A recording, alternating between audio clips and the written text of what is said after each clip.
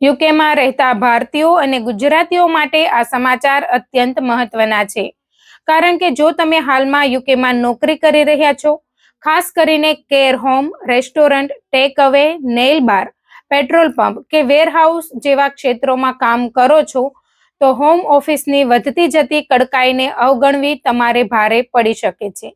યુકેમાં ગેરકાયદેસર રીતે કામ કરતા લોકો અને નિયમોનું ઉલ્લંઘન કરતા એમ્પ્લોયર્સ સામે રેડ અને ધરપકડની કાર્યવાહી હવે વધુ ઝડપથી થઈ રહી છે અને અત્યાર સુધીમાં આશરે 17,000થી વધુ ગેરકાયદેસર વર્કર્સની ધરપકડ થઈ હોવાના આંકડા સામે આવ્યા છે.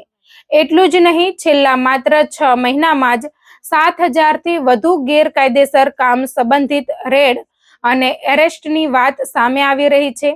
એટલે સવાલ એ છે કે આખરે યુકે સરકારની નજર હવે ક્યાં છે, કોના પર છે, અને જો તમે કાયદેસર વિઝા પર કામ કરી રહ્યા હોવ તો તમારે કઈ બાબતોનું ખાસ ધ્યાન રાખવું જોઈએ.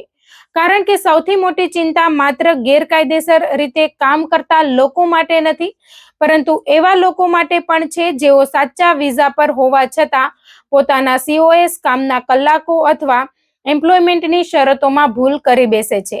યુકેમાં લેબર ગવર્મેન્ટ આવ્યા બાદ ગેરકાયદેસર કામ અને ઇમિગ્રેશન નિયમોના ઉલ્લંઘન સામે કાર્યવાહી વધુ કડક બનાવવામાં આવી છે. હોમ ઓફિસ દ્વારા અલગ અલગ બિઝનેસ અને વર્કપ્લેસમાં તપાસ કરવામાં આવી રહી છે અને જ્યાં નિયમોનું ઉલ્લંઘન જોવા મળે ત્યાં માત્ર કામદાર જ નહીં, પરંતુ તેને કામ આપનાર એમ્પ્લોયર સામે પણ કાર્યવાહી થઈ શકે છે. ખાસ કરીને કેશ ઇન હેન્ડ એટલે કે કાયદેસર પેરોલ સિસ્ટમની બહાર રોકડમાં પગાર આપીને લોકોને કામ કરાવતી સંસ્થાઓ પર નજર રાખવામાં આવી રહી છે. અહીં યુકેમાં રહેતા આપણા ભારતીય અને ગુજરાતી ભાઈ બહેનોએ એક વાત ખાસ સમજવી જરૂરી છે કે માત્ર એમ્પ્લોયર કહે છે એટલે કોઈ પણ પ્રકારનું કામ શરૂ કરી દેવું સુરક્ષિત નથી. તમારા વિઝા પર તમે કયા પ્રકારનું કામ કરી શકો છો, કયા એમ્પ્લોયર સાથે કરી શકો છો અને તમારી નોકરીની શરતો શું છે તે સમજવું ખૂબ જરૂરી છે.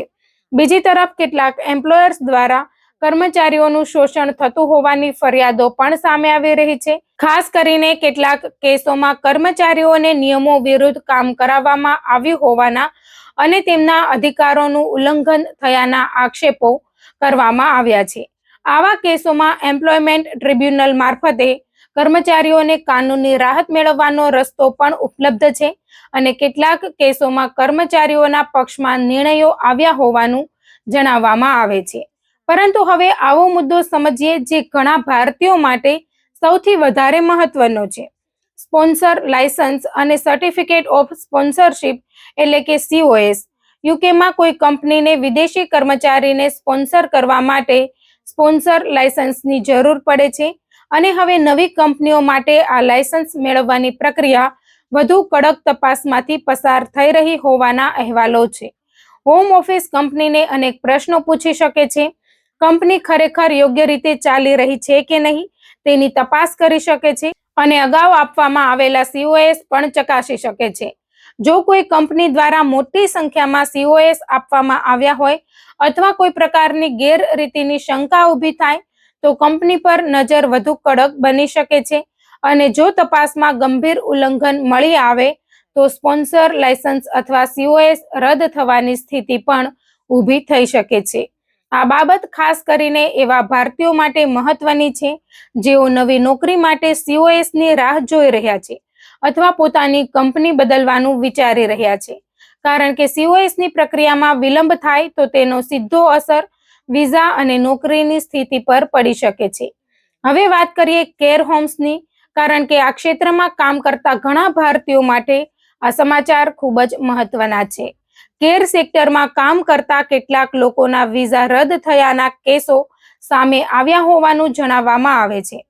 ચિંતાની વાત એ છે કે કેટલાક લોકો પોતાના વિઝા રિન્યુઅલ અથવા પરમેનન્ટ રેસિડેન્સી એટલે કે PRની નજીક પહોંચ્યા પછી મુશ્કેલીમાં ફસાયા હોવાના કિસ્સા પણ ચર્ચામાં છે. એટલે જો તમે કેર હોમમાં કામ કરો છો તો માત્ર નોકરી ચાલુ છે એટલું પૂરતું નથી.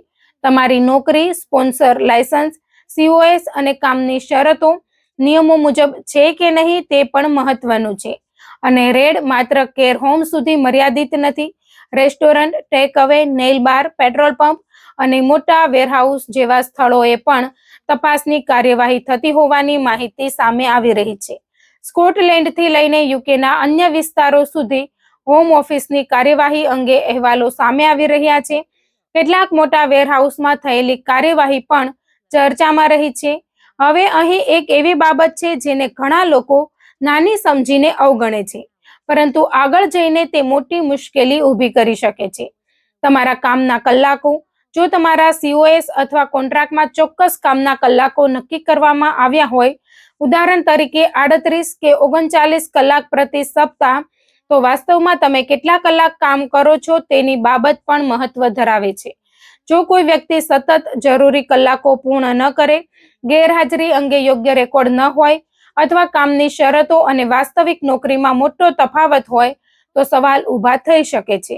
એટલે રજા લેવી હોય તો તેની યોગ્ય પ્રક્રિયા અનુસરવી, પેડ લીવ હોય તો તેનો યોગ્ય રેકોર્ડ રાખવો અને પોતાના કામના કલાકો તથા પેરોલનો રેકોર્ડ સાચવી રાખવો અત્યંત જરૂરી છે.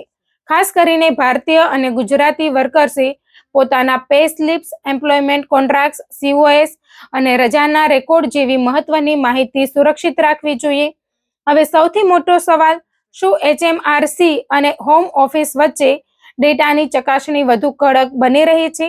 ઉપલબ્ધ માહિતી પ્રમાણે સરકારી વિભાગો વચ્ચે ડેટા શેરિંગ અને વેરિફિકેશનનો ઉપયોગ વધતો જોવા મળી રહ્યો છે અને કર્મચારીની નોકરી તથા આવક સંબંધિત માહિતીમાં કોઈ અસંગતતા હોય તો તે ચકાસણીનો વિષય બની શકે છે. એટલે બે જગ્યાએ અલગ માહિતી આપવી, કાગળ પર એક પગાર અને વાસ્તવમાં બીજો પગાર મેળવવો અથવા કેશમાં કામ કરીને સત્તાવાર રેકોર્ડથી દૂર રહેવાનો પ્રયાસ કરવો જોખમી બની શકે છે. અહીં એક ખાસ ચેતવણી પણ જરૂરી છે. જો કોઈ તમને કહે કે યુકેમાં વિઝા મેળવવા માટે કોઈ સરળ શોર્ટકટ છે, અમ્બ્રેલા વિઝા છે અથવા કાગળ પર કંઈક બતાવીને કામ ચલાવી શકાય છે, તો આવી વાતોમાં વિશ્વાસ કરતા પહેલા ખૂબ સાવચેત રહેજો. કારણ કે ઇમિગ્રેશન સિસ્ટમમાં ખોટી માહિતી આપવી અથવા ગેરકાયદેસર રીતે કામ કરવું આગળ જઈને વિઝા, નોકરી અને ભવિષ્યની ઇમિગ્રેશન અરજી માટે ગંભીર મુશ્કેલી ઊભી કરી શકે છે. યુકેમાં રહેતા ભારતીયો અને ગુજરાતીઓ માટે આ આખી સ્થિતિમાંથી સૌથી મહત્વનો સંદેશ એ છે કે જો તમે કાયદેસર વિઝા પર છો તો ગભરાવાની જરૂર નથી, પરંતુ બેદરકાર રહેવાની પણ જરૂર નથી. તમારા વિઝાની શરતો શું છે? તમારો સ્પોન્સર કોણ છે? COSમાં શું લખેલું છે? તમે કેટલા કલાક કામ કરવાના છો? અને તમારી સેલેરી તથા એમ્પ્લોયમેન્ટ રેકોર્ડ્સ યોગ્ય છે કે નહીં? આ બધું સમયસર ચકાસી લો. કારણ કે આજના સમયમાં માત્ર વિઝા હાથમાં હોવો પૂરતો નથી. તમારી નોકરી અને કાગળો પણ નિયમો સાથે મેળ ખાતા હોવા જોઈએ. અને જો તમને લાગે કે તમારા એમ્પ્લોયર દ્વારા ગેરકાયદેસર રીતે કામ કરાવવામાં આવી રહ્યું છે, પગાર અથવા કલાકોમાં ગડબડ છે અથવા તમારા વિઝા અને COS અંગે કોઈ ગંભીર સમસ્યા છે, તો કોઈ પણ નિર્ણય લેતા પહેલા યોગ્ય ઇમિગ્રેશન અથવા એમ્પ્લોયમેન્ટ લો પ્રોફેશનલ પાસેથી કાનૂની સલાહ લેવી વધુ સુરક્ષિત છે. કારણ કે યુકે સરકારની કાર્યવાહી હવે માત્ર ગેરકાયદેસર કામદારો સુધી મર્યાદિત નથી રહી. નિયમોનું પાલન ન કરતા એમ્પ્લોયર્સ અને સ્પોન્સર લાયસન્સ ધરાવતી કંપનીઓ પણ તપાસના કેન્દ્રમાં છે. એટલે યુકેમાં રહેતા દરેક ભારતીય અને ગુજરાતી માટે આજથી એક જ નિયમ યાદ રાખવાનો છે: કાગળો સાચા, કામ કાયદેસર અને રેકોર્ડ સંપૂર્ણ. કારણ કે એક નાની ભૂલ પણ તમારી નોકરીથી લઈને ભવિષ્યના વિઝા સુધી અસર કરી શકે છે.